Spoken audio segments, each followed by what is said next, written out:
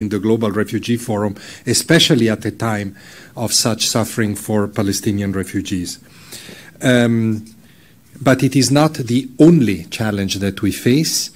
My appeal to the forum has been not to forget other places. People in Darfur today suffer enormously. I was in Chad not so long ago. I met many of them crossing the border, having suffered violence, rape, mutilation, and other forms of abuse. And, all of this is happening in the indifference of the international community. Our humanitarian operations inside Sudan and in the countries neighboring Sudan, where 1.2 million Sudanese have taken refuge since last April, are 30% funded. And I think this is a symptom, if you wish, of the lack of interest of the international community. Even Ukraine, which of course continues to be a high-profile crisis, it seems that it is a little bit more hard than before to attract the attention of donors to help on the humanitarian side, which is still very much needed. The war is continuing, people are being bombed out of their houses, and there are many displaced, and it is winter. So this just a few notes, and I could mention to you so many other crises. Of course, we have been following very closely the works of COP28. I was myself in Dubai last week at the opening of COP28. The purpose of me being there is that we all know by now, I hope, that the climate emergency has one more effect among many others, which is to displace people. Sometimes they do it because there's natural disasters or rising sea levels, but many times it is because the climate emergency and conflict are very much interconnected, and then people flee both drought or floods, but also fighting. I've seen it myself with my eyes so many times in West Africa, for example, in the Horn of Africa. So it is important that humanitarian agencies are part of the discussion, that loss and damage funds include a component for immediate relief of affected communities when climate is the cause, and that everybody also works on adaptation and mitigation, also for people that are displaced, whose number we risk seeing increasing because of climate change. You will ask me what I think of the conclusions of COP. I am not an expert, so I will not give you a definitive answer, but of course you can well imagine that like the Secretary General and the rest of the UN, we're asking for very robust action to how can I say, turn around the very dangerous trends on which the planet has embarked. On the forum itself, the forum is built, is designed in a manner that somehow encourages all the participants to come together around what we call pledges. Now, you know, because you cover the UN, many pledges are in many UN meetings. Here, what we mean by pledge is not necessarily money, although money is welcome. I told states money is always welcome because we're short of money. But it is also laws. It is also advocacy campaign. We already heard some very interesting pledges this morning in the opening session, and I hope that we can really count, and we know that we will count because we have been working on these pledges now with all the participants for many months. And we know that there will be some very interesting pledges. What, in my opinion, is the most interesting is when different actors come together around a pledge. We heard this morning the French leading a pledge on women refugees.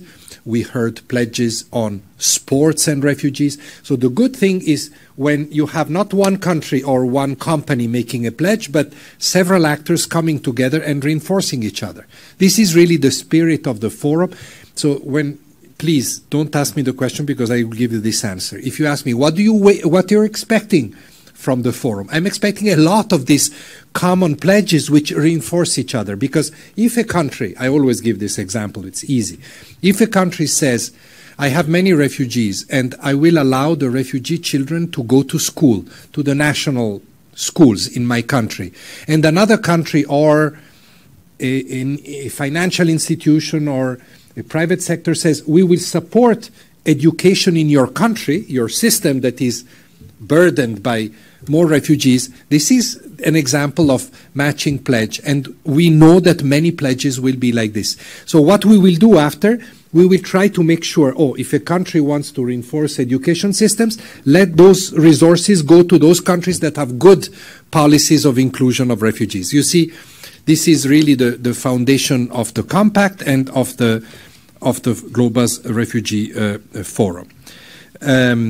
So we have also been studying carefully the progress of the pledges made in 2019. I think they were 1,700 pledges, if I'm not mistaken, and many of them fulfilled, many of them have been realized, some are still in progress. I have to tell you, it's been very useful. You know, when we had the first forum, many countries made pledges. When I visit those countries, this is a talking point. I said, you made a pledge. Where, have you implemented? Have you not implemented? So it helps us encourage states to do the things they have said they will do. So you understand also how the dynamics of this forum operate. We're happy. We have registered, I think at the closing moment, 4,200 participants and 65 ministers, 165 governments. What I'm very proud of, 300 refugees. In the first refugee forum, we mobilized 70 refugees. Now we are at 300. It's not easy because, it's complex to mobilize refugees, get them visas, permission to travel, structure them, support them. But I'm happy that we could do 4 times more the number. And many refugees are part of other delegations. They are with the states, for example, because they live in that country and they are part. This is all very interesting because, of course, refugees will now add their voice, their experience to the discussion, and this is very important. But then we have so many different actors here, not only states, not only financial institutions or UN, NGOs. We have sports organization, we have faith leaders, faith-based organization. Tomorrow there will be a moment of reflection led by faith leaders. We have academics, we have, and of course, big time, we have private sector and business. Last night we had a preliminary meeting with them, and I think it's well over 100 private sector organizations, companies, foundations, and so forth. They really have a very big role to play. In conclusion, is it all good? I think the forum is good. I think the world is not good, that's for sure. And we need to be very, very clear about that. That we see divisions, we see the institutions like the Security Council that are responsible for maintaining peace and security paralyzed constantly and unable to even agree on very basic resolutions, even in the humanitarian domain, which should be uncontroversial. And we see this fragmentation affecting every response: political, conflict resolution, climate responses, development, and so forth. So this is worrying, and this is why when people in the last few weeks told me, what is your main wish for the Global Refugee Forum, I always say, let it be at least this one, a moment of unity where we work together towards a cause. Thank you. Thank you very much, High Commissioner. So, as you know, we have very many people who are listening to this press conference on the web, but you are the only one who can ask questions. And so I'll have the pleasure to start with Catherine Fiancon, France 24 French Channel. Yes. En français aussi, Catherine, en français, si tu veux. Je ne sais pas. What would you prefer? Maybe in English so everyone, it will be easier. There's no translation, huh? There is no translation. Okay, so English. Thank you for being with us here. And I'd like to ask you a question regarding UNRWA. We know that UNRWA is very dear to your heart. As you mentioned, Philippe Lazzarini is going to take the floor in a few minutes. I'd like to have your reaction to the decision of Switzerland. Thank you. First of all, let me thank you for asking me a question about UNRWA, because it is dear to my heart. I was for 9 years in UNRWA as the Deputy Commissioner General, and then in the same position as Philippe Lazzarini. I was perhaps, those were tough times, but not remotely as tough as it is now.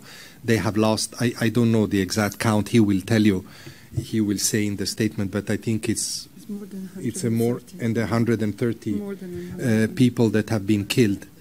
Yeah, because every day that head count unfortunately increases, and it is tragic. I don't think we have never seen in the UN such a loss of UN lives in such a short period of time, because people have been killed. So I think it's something profoundly disturbing and tragic. And I cannot comment on the Swiss decision because, I speak without full knowledge, but I do not think there is any decision yet. It is still being discussed. But I want to say, in response to your question, that I hope that Switzerland will continue to fund UNRWA, and not only Switzerland. I hope that every country will continue to fund UNRWA. You know, in my days, and I left UNRWA almost 10 years ago, it was very difficult to find the resources for UNRWA's work. And now I think it's 10 times more difficult. And many times in the last few years, the Commissioner General had to really send emergency messages to donors that if the money didn't come, they wouldn't be able to continue their work after 1 month or 2 months. I hope that everybody realizes now, unfortunately under tragic circumstances, how important UNRWA is, especially when an emergency like this. But not only an emergency, UNRWA provides education to 500,000 Palestinian children. UNRWA provides health services to millions of Palestinians. If UNRWA goes away and is not funded, the Palestinians that have already been so tragically penalized by history will be even more penalized. So a very strong and vibrant appeal through you, please, to donors to support UNRWA, not only for the emergency response, but going forward to support the agency that is so important for, I would say, not only the Palestinians, but the whole region. Thank you very much. On the list I've got Nina Larsson, AFP.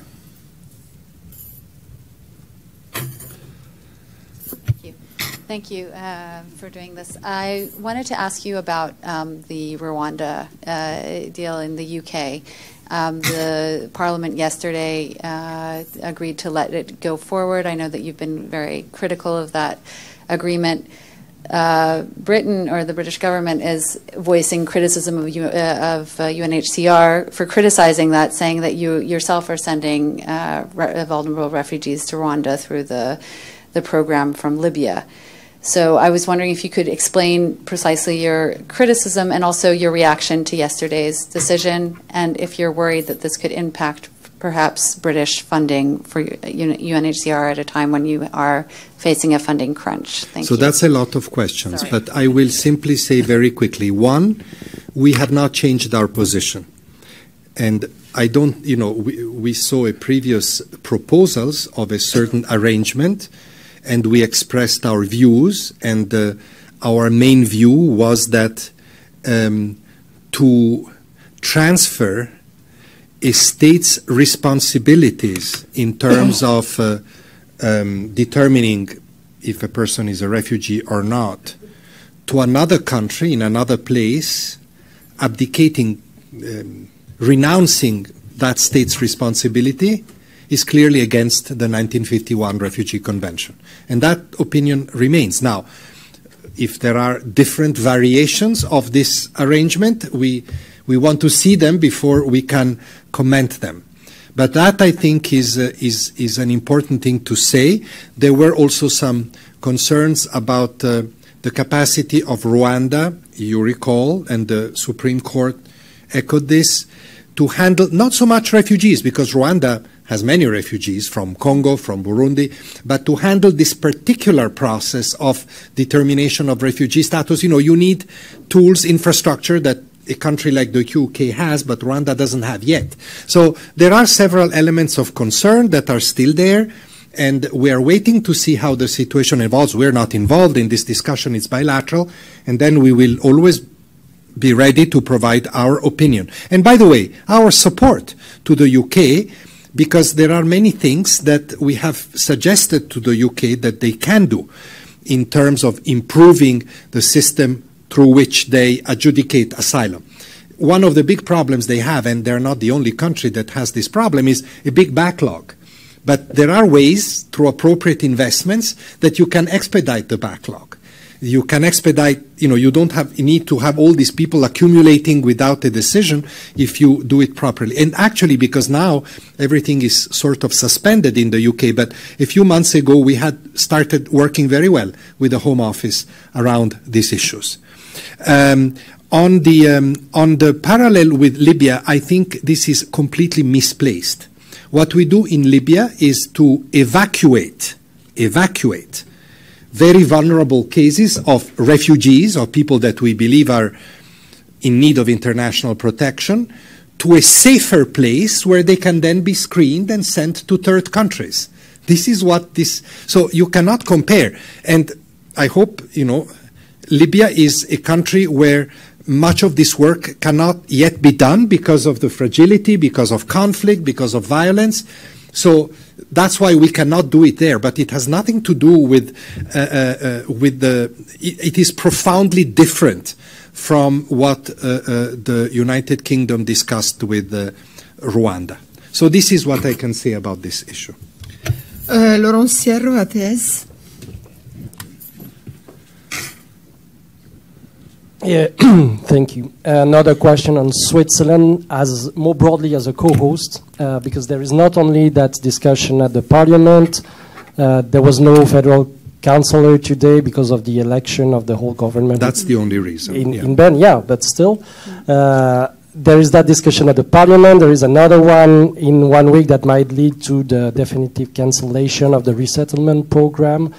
So, what's your comment on that sequence? What kind of image does that give as a coast from the perspective of the other coast, where there has, you mentioned it, so much, there is so much at stake, and we are in a period of great turmoil? I think the presence of or the absence of the federal councillor really is due to the fact that today, we knew that. We couldn't change the date of the beginning of the forum, but the Swiss government told us very early on. This unfortunately happens on the very day of the election, or I don't know if we call it election, in the Federal Council. And actually, this is also the week when they discuss, if I understand correctly, the repartition of portfolios. So it's an important week for the Swiss government, and we respect that. The State Secretary was here and represented, I think, in a very appropriate manner, the co-host, the Swiss Confederation. On the rest, I would say that some of the things you're talking about are decisions to be made. I know that because also of the nature of the Swiss government, that is in which all parties are represented, there are discussions around these issues, and I know that there are some that are in favor of continuing resettlement. I have certainly made that pitch myself, saying that it is important that the refugee resettlement program of Switzerland continues, and that contributions to humanitarian organizations, including UNRWA, but including UNHCR, by the way, continue as well. So let's see what happens. I think it will depend also on these discussions, and let's hope it can continue, because I think that actually some of the things that Switzerland has tried to do, or some in the government have tried to do in the last few years, are very positive and very advanced. So let's hope that these advances can be maintained. Jérémy Lange, Radio de France Internationale. Where is that? Bonjour monsieur. Bonjour monsieur le commissaire. Vous voulez en français? En français, vous me devancez. Vous avez dit, ne me demandez pas ce que j'attends du forum. En anglais, déjà dit. Alors, je vais essayer quand même de détourner la question. Je vais vous demander ce à quoi vous ne vous attendez pas. J'imagine que vous ne vous attendez pas, par exemple, à une hausse des contributions. On l'a vu, les affaires humanitaires ont lancé un appel pour l'année prochaine qui était en deçà de ce qu'ils avaient demandé auparavant, pas parce que les besoins étaient moins importants, mais parce qu'ils doutaient obtenir tout l'argent nécessaire. Ce matin, le roi de Jordanie a affirmé qu'il avait reçu le moins d'argent depuis le début, enfin voilà, une année où il avait reçu extrêmement peu d'argent pour aider à régler la crise des réfugiés. Est-ce que concrètement vous attendez à une baisse des contributions? Vous touchez un point extrêmement important, je vous remercie de la question. Je suis très inquiet par la question des contributions et ça ne concerne que le HCR. Vous savez, je pense que le roi ce matin en a parlé et d'autres aussi. Le PAM, par exemple, le Programme alimentaire mondial, la plus grande agence humanitaire, le Comité international de la Croix-Rouge, nos voisins et partenaires ici à Genève. On est tous dans une situation difficile. Le HCR cette année, je ne dis pas pour remplir son budget, parce qu'on n'y arrive jamais à remplir le budget. On arrive à 50-60% chaque année. Mais avec 50 ou 60% des financements, on fait des priorités, on se focalise et on arrive à avancer. Là, pour arriver au minimum des choses qu'on doit faire, on a estimé qu'on a besoin encore, et je parle de 2023, de 400 millions de dollars. Je ne pense pas qu'on les aura d'ici le 31 décembre, qui est notre année fiscale, si vous voulez. Donc, je suis très inquiet parce que qu'est-ce qu'on a fait? On a dû déjà reporter certaines activités, en réduire des autres, faire des coupures de personnel. Enfin, comme tout le monde, on a dû faire un travail d'austérité budgétaire qui est profondément contradictoire dans une situation où nous avons une nouvelle énorme urgence chaque 6-8 mois. N'est-ce pas? Nous avons eu, la liste est longue, l'Éthiopie, l'Afghanistan, l'Ukraine, le Covid. Et maintenant, bon, le HCR n'est pas impliqué directement, beaucoup d'autres agences sont impliquées au Moyen-Orient, à Gaza. Donc, malgré toutes ces urgences, le HCR a déclaré plus de 40 fois une situation d'urgence dans la dernière année et nous avons moins d'argent que l'année passée. Est-ce que les perspectives sont bonnes pour 2024? Je ne sais pas. Je suis inquiet. Le débat budgétaire est difficile, mis à part l'humanitaire. Il est difficile à Washington, vous le suivez certainement. Il est difficile à Berlin. Vous avez vu toute la discussion sur les 60 milliards de la transition énergétique. Donc, c'est compliqué pour tout. Pas nécessairement pour des raisons liées à l'humanitaire, mais c'est l'humanitaire qui souvent paye le manque d'argent. L'humanitaire n'a pas de voix dans les élections. Et donc, l'humanitaire est souvent coupé au moment où on en a plus besoin. Donc, si je peux vous demander à vous tous de transmettre cette inquiétude comme un des messages qui viennent de ce forum, parce que on va avoir beaucoup d'idées, beaucoup d'initiatives, beaucoup de nouveaux projets, mais si on n'a pas les ressources, c'est difficile de le faire. J'ai encore 5 minutes. Okay. I still have 5 more minutes. I'll go with the list that people have seen. It was really not a choice, but I'll go to the lady here. Can you introduce yourself, please? I'm Lama Shahadi from The National. I wondered if you could comment on the Prime Minister of Lebanon's speech regarding the return of Syrians to Syria, and what conversations are you having with the government about this? We have constant conversation with the government of Lebanon. And, you know, I share very much the Prime Minister's deep concern that he expressed this morning in his statement, which you have certainly followed, about the situation of Lebanon. 1 in 4, 1 in 5, depending on how you count, people in Lebanon is a refugee. The burden is enormous on a country that has a lot of other challenges, political challenges, financial challenges, social and economic challenges, and it's a little bit like the RFE question. At the same time, even those of us who try to help by supporting the Lebanese government get less funding than last year. I have to say, we've campaigned very hard for more funding for Lebanon, for Jordan in particular. We have got some extra funding. The United States, for example, just a few days ago allocated more than $30 million extra for UNHCR in this country. So I think people understand, countries understand, but when the money is short, unfortunately, it's situations like that suffer. Of course, the question of return of Syrian refugees to Syria depends on many factors. Certainly depends on more humanitarian assistance inside Syria, but it also depends on security, or on people feeling safe and confident that they go back. Not we cannot endorse any forced return, you understand that. But if people go back voluntarily, we advocate for more support to be given to them. I'll try to be quick. Stéphane Boussard, and then I have Moussa John, the gentleman in black. I don't know if we'll manage to make everybody, but I'll try to be telegraphic, and we'll keep the delegates waiting for 5 minutes. Thank you. High Commissioner. Since you were talking about the funding of UNHCR and the financial crunch, you talked about staff cuts. Could you elaborate a little bit on the extent of the staff cuts here in Geneva, but also maybe worldwide? Thank you. It is worldwide. We have had to cut about 900 positions. Remember, this is we are 20,000 staff, I think, altogether. So it's big. It's almost 5%. So that was short. That was perfect. Moussa Assi El Mahedine. Juste là derrière, messieurs. Ah, voilà. Merci beaucoup. Une question sur Gaza. On entend depuis 2 semaines, ou bien plus même, des déclarations de la part d'Israël ou de certains dirigeants israéliens pour évacuer une partie de Gaza et refouler les gens vers l'Égypte ou ailleurs. Est-ce que cela vous inquiète? Quel est votre point de vue? Est-ce qu'on est devant un danger de nouveau, une crise de réfugiés, une nouvelle crise de réfugiés pour vous? Merci.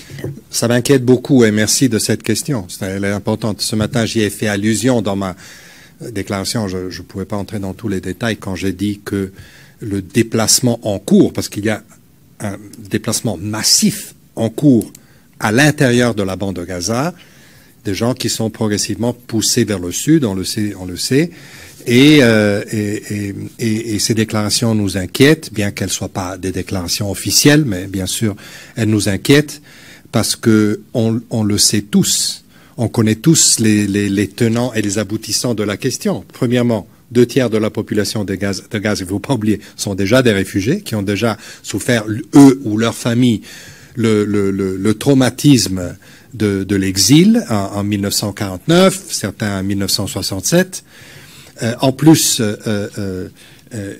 il nous paraît très difficile que s'il y avait un mouvement de population à l'extérieur de Gaza, je pense que ça ne peut que vouloir dire l'Égypte, ça serait extrêmement déstabilisant pour l'Égypte, pour la région du Sinaï, et ça rendrait une solution à la problématique palestinienne encore plus difficile, parce que vous connaissez mieux que moi la question très débattue et très complexe du retour des réfugiés palestiniens. Ici, nous aurions un élément de plus de retour à faire qui serait pratiquement impossible. Donc, je pense que c'est très important d'insister que cette évacuation de personnes au-delà ne doit pas être promue, ne doit pas être poussée, forcée, mais évidemment, puisque les gens sont sous les bombes et sont dans une situation très difficile, il faut dire que le cessez-le-feu est la seule voie de sortie de cette impasse pour qu'on puisse tout d'abord acheminer l'aide humanitaire. Je ne veux pas parler pour M. Lazzarini qui va le faire dans quelques minutes. Et puis, on l'espère, œuvrer vers des solutions, y compris la reconstruction de la ville, etc. Donc, franchement, je pense qu'il faut être inquiet, il faut rejeter ce narratif de mouvement ultérieur de population et continuer à insister pour que le cessez-le-feu soit rétabli dans les plus dans les délais les plus rapides possibles.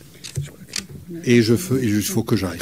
I'm sorry, but the High Commissioner has to go and chair the next session with Mr. Lazzarini. Thank you, very colleagues. much. Much appreciated all this interest. Thank you. Thank Please you, and sorry for those who cover couldn't well take. this forum. Bye. C'erano ancora 3.